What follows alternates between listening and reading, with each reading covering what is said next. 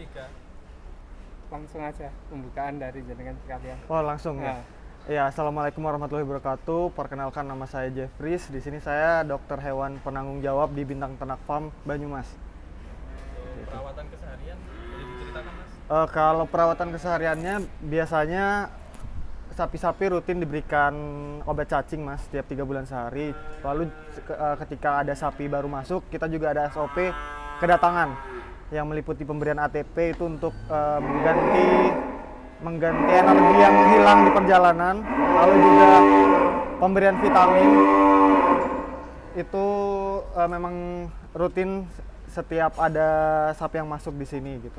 Terus juga ini alhamdulillah kemarin juga dapat bantuan dari pemerintah terkait vaksinasi PMK. Jadi yang sapi-sapi di sini sudah vaksin booster juga 2 kali. Kayak gitu, Mas. Pengalaman kemarin menghadapi PMK di Bintang Ternak bagaimana? Kalau pengalaman menghadapi PMK kemarin, sebenarnya PMK sendiri kan prevalensinya 100%. Jadi ketika ada satu sapi yang terkena, otomatis satu kandang terkena gitu, Mas. Jadi kemarin semua sapi yang ada di Bintang Ternak Farm terkena PMK, tapi alhamdulillah kita bisa survive gitu, Mas. Dengan cara pemberian obat-obatan yang intensif meliputi vitamin, lalu juga penambahan nafsu makan. Kita pakai herbal juga, pakai kunyit di serut, lalu diberikan tiap hari sehari 2 kali. Lalu selain itu kita juga memberikan antihistamin. Lalu untuk kakinya juga diberikan anti radang kayak gitu. Vitaminnya yang digunakan apa? Vitaminnya vitamin B kompleks biasanya, Mas, sama ADE juga. Kalau dosisnya karena kita kurang lebih seragam ya, jadi biasanya kalau ADE itu diberikannya 15 mili, Mas. Itu diberikan tiap hari. Itu masih sudah ada di label Per ekor, iya. Tapi tergantung mereknya juga yang dipakai karena kan labelnya beda-beda, cara penggunaannya beda-beda gitu tiap obat kayak gitu. Dan ini kan, Mas, untuk sekarang masih gencar ini PMK. Iya. Jadi titik kritis kalau petani mau pelihara sapi itu kan pas masukan sapi ini. Iya, betul, Kalau Mas. dari Bintang Ternak sendiri Kalau kita juga ada SOP, Mas, tiap kedatangan itu ada desinfeksi dari kendaraan juga, lalu juga dikarantina dulu, dikarantina selama 2 minggu. Itu nanti kita kontrol setiap hari terkait suhu, lalu tanda-tanda klinis seperti adanya ulcerasi, lalu juga sapi-sapi yang mengalami hipersalivasi gitu, leleran di mulut itu dicurigain, langsung diisolasi di kandang yang berbeda gitu, Mas. Jadi memang sebaiknya ada kandang utama dan kandang Kandang karantina, ya betul, Mas. 14 hari lah idealnya seperti itu. Terus juga PMK kan cirinya suhu tubuh tinggi ya. Otomatis saya menyarankan kepada peternak yang ada di Indonesia untuk sedia tem untuk mengukur suhu kayak gitu, karena kita bisa screening di awal. Kalau suhunya tinggi itu kecurigaannya adalah kena penyakit kayak gitu, Mas. Itu biasanya yang diukur di mulut atau di bagian? Di pantat, Mas, di dubur ya, pantat. di bagian belakangnya. Biasanya batasnya berapa derajat itu?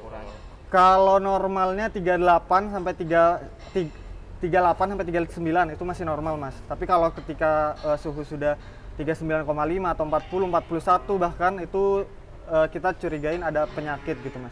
Ini juga bisa dipakai bagi petani yang nyari ke pasar sambil bawa. Iya. Murah kok, Mas. Termometer. Termometer tuh murah dibandingkan peluang dengan lagi nih, Mas.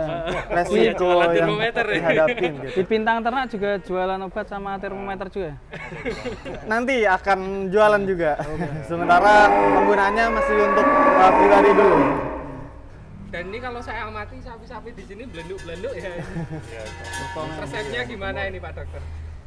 Kita Resep rutin pemberian vitamin sih, Mas. Kalau antibiotik kita jarang menggunakan, cuman ketika ada penyakit-penyakit yang memang curiganya adalah infeksi bakteri, kita menggunakan antibiotik. Jadi sebenarnya antibiotik di sini sangat ditekan sih pemberiannya, Mas. Karena resikonya ada antimikrobial resisten juga kayak gitu. Atau Kalau resistensi pemberian antibiotik gitu. vitamin itu pengaruh nggak ke ya sapi dari cepat gemuk atau enggak ini?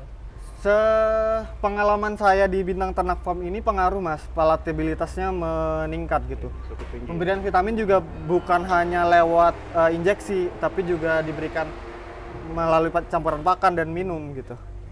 Ya. Mantap ya ini. Itu biasanya menggunakan obat atau vitamin yang sudah tersedia di toko-toko atau herbal sendiri kalau di sini? Kita menggunakan yang ada di toko sih mas, ada mereknya gitu.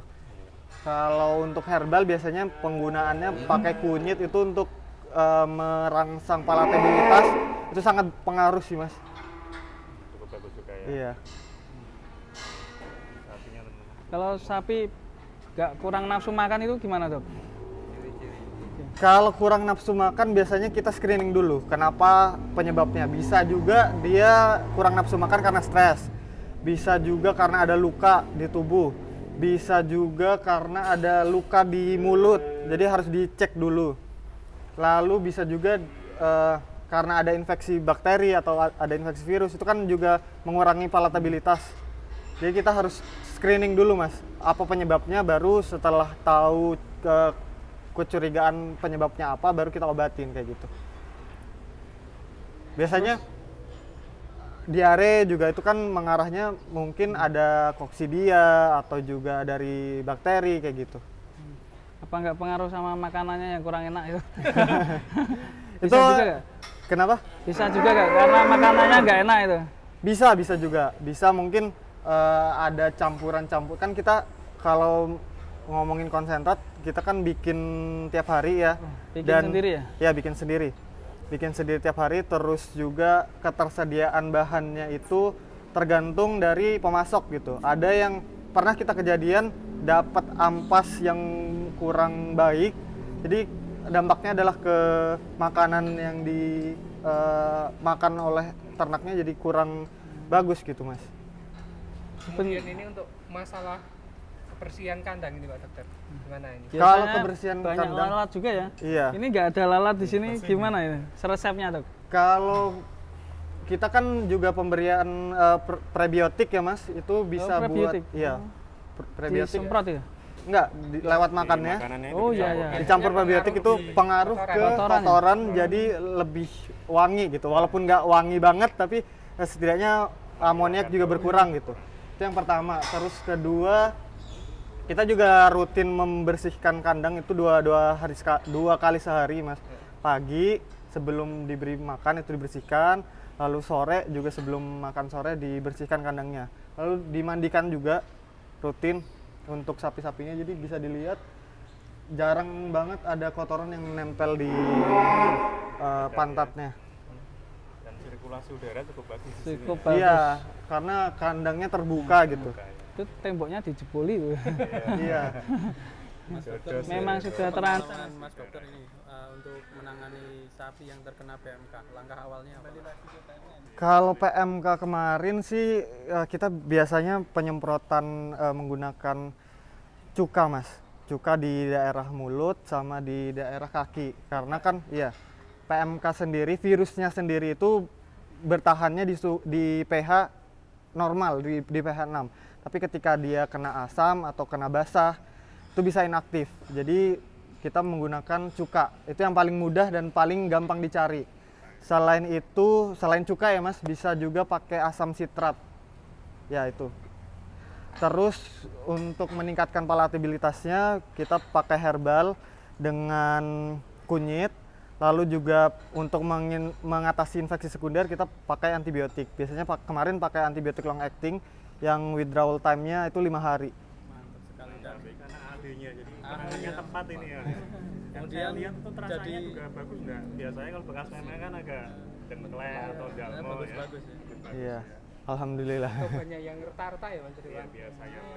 Perawatannya gimana untuk yang teracaknya, Mas? Kalau teracaknya sendiri kita juga pasca PMK ya, kita rutin membersihkan dan juga pemotongan kuku mas. Itu rutin biar sisa-sisa PMK yang ada di dalam yang masih menempel di antara kuku dan kakinya itu keluar gitu mas. Alhamdulillah ya. Ini Dan kemarin sempat sampai ada yang copot gitu. Ada mas. Ada. Kalau yang sampai copot kita biasanya perban dan diganti tiap hari. Terus juga untuk lukanya, untuk mengatasi miasis ya, itu disemprotnya Gusanek. Dan meskipun sudah copot itu bisa sembuh dok? Bisa mas, tapi memang membutuhkan waktu yang lama ya, sekitar 6 bulanan. Itu tergantung ukuran sapi. 3 bulan sampai 6 bulan sih biasanya. Alhamdulillah, artinya untuk yang ada di Bintang Ternak ini sapi-sapinya insya Allah kesehatan terjamin. Insya Allah terjamin mas, sudah vaksin booster 2 kali juga. Dan Iya. boleh diambil kalau ada yang minat ini. Iya, yang minat monggo datang ke Bintang Ternak Farm yang ada di Banyumas, atau bisa hubungin di Instagram bintangternak.farm. Itu insya Allah secara kesehatan terjamin mas. Jadi ini memang rawatan sendiri dari kecil ya dok? Iya. Dan mau belajar tentang obat-obatan juga bisa. Bisa. Kita sangat welcome gitu untuk diskusi juga. Hotline service-nya nomornya berapa? Untuk kontak personnya ada di bawah sini. Iya. Kita tempel di Edit sini ya. Terima kasih Mas Dokter CJ. Oh iya, sama-sama. Pencerahan baru bagi Dokter siapa? ya, peternakan. Dokter Cici. Slide baru. Mantap dokter. Terima kasih Mas. Siap, sama-sama mas. Mantap sekali. Terima kasih Peternak Indonesia dan Mas Cici, Dokter Cici. Semoga sukses selalu. Peternak lemu-lemu dan sehat-sehat tentunya dan baik. Dari Bintang Ternak. Makan.